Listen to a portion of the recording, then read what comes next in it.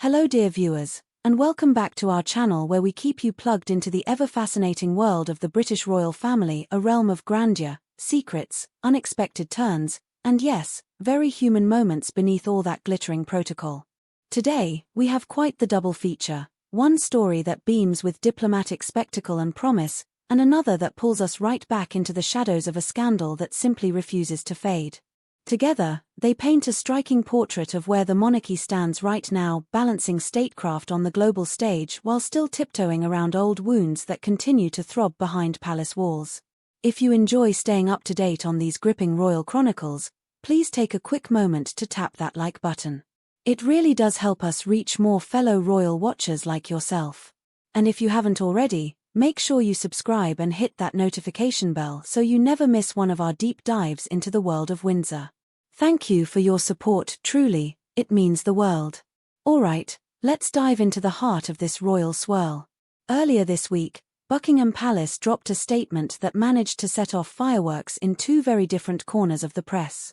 On one hand, it delivered a shining jewel of news. The palace confirmed the first official state visit hosted by King Charles III since he ascended the throne. It's the kind of regal affair steeped in velvet tradition and designed to showcase Britain's timeless soft power. But almost simultaneously, another update crawled out, this one tied to a chapter the family probably wishes could be quietly buried in the palace archives.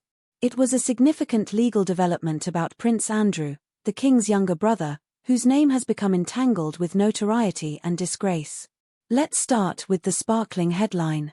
The palace announced with considerable fanfare that King Charles III and Queen Camilla would be hosting the President of France, Emmanuel Macron, along with the First Lady, Brigitte Macron, for a grand 3-day state visit to the United Kingdom. This isn't just a friendly tea party. It's the very first state visit of Charles's reign, a milestone that carries heavy symbolic weight.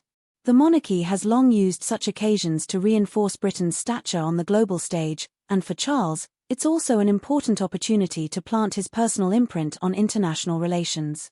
In true modern fashion, Buckingham Palace unveiled the news on Instagram, accompanied by carefully curated images of Charles and Camilla side by side with elegant portraits of the Macrons. The caption was sleek but rich with meaning. Tomorrow the King and Queen will welcome the President of the French Republic, Emmanuel Macron, and Mrs. Macron for a state visit to the UK. Just a few lines, yet heavy with centuries of intertwined history, wars, alliances, cultural rivalries, and enduring fascination. The monarchy's PR team even encouraged followers to swipe through highlights of the royal family's storied relationship with France, pulling hearts and likes by the thousands. But beyond social media sparkle, this state visit is serious business. It comes at a delicate juncture in Anglo-French relations. Brexit left scars and unanswered questions on both sides of the Channel. While France and the UK remain tied by NATO, intelligence sharing, trade, and cultural kinship, tensions over fishing rights, migration, and regulatory clashes have kept diplomats busy patching up the relationship. This state visit is widely seen as King Charles's chance to turn the royal spotlight onto reconciliation and renewed cooperation. The itinerary is stacked with symbolism. The visit kicks off at RAF Northolt, where Prince William and Princess Catherine are slated to greet the Macrons on behalf of the king. If that detail gives you chills, it should, because greeting a head of state is a role once reserved almost exclusively for the monarch. Handing it to William and Catherine is a crystal-clear signal that the king is not just easing them into more responsibility, he's actively positioning them as the future of the crown. From there, the spectacle moves to Windsor Castle.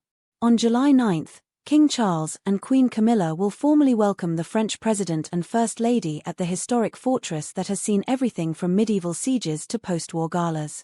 Expect impeccably uniformed guards, brass bands echoing through ancient stone courtyards, and the kind of military precision that only the British can deliver. And then comes the glittering crescendo, a state banquet inside St. George's Hall. If you've never seen this space, picture a ceiling soaring several stories high, lined with the crests of the Knights of the Garter, 1,000 candles flickering over tables set with more silver than most people see in a lifetime. It's part feast, part theatre, and wholly intended to broadcast Britain's taste, power, and continuity to the world. Yet even amid the grandeur, there's a shadow of uncertainty that many royal watchers couldn't ignore. The palace statement was conspicuously careful about whether Princess Catherine would attend the banquet. Her ongoing recovery after major abdominal surgery earlier this year remains at the forefront of royal considerations. Though she's recently tiptoed back into public engagements, every appearance is still measured. The possibility that she might need to skip this seminal evening is a poignant reminder of how even future queens are human, vulnerable to health battles that no amount of protocol can soften. And while the cameras are sure to dwell on Catherine's every move or absence, there was another development that came to light almost in tandem with the state visit news, one that threatened to yank the royal family right back into the mud of scandal. GB News broke the story. The FBI in the United States has officially dropped its investigation into Prince Andrew's links to the late Jeffrey Epstein. No charges will be filed, not against Andrew, nor against other high-profile figures associated with Epstein in this particular line of inquiry. Legally speaking, this is monumental.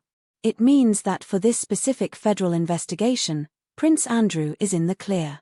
But emotionally, culturally, reputationally, the wounds are still raw. The settlement he reached in a separate civil case with Virginia Giuffre left unanswered questions that continue to swirl.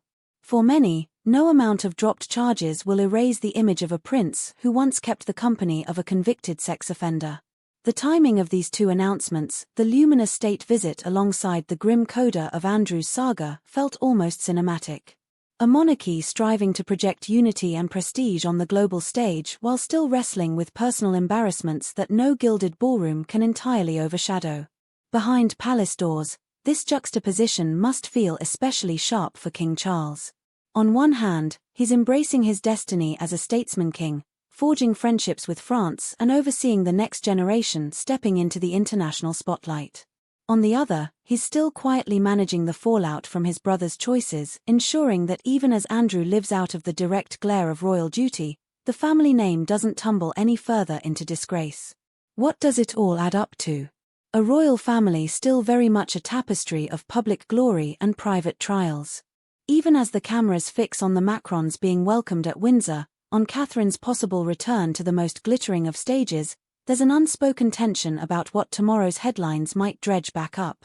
So here's our question for you. Do these back-to-back revelations show a monarchy successfully juggling its stately obligations with its tangled personal dramas? Or do they reveal cracks that no polished protocol can completely seal? Should the palace lean harder into transparency when it comes to figures like Prince Andrew?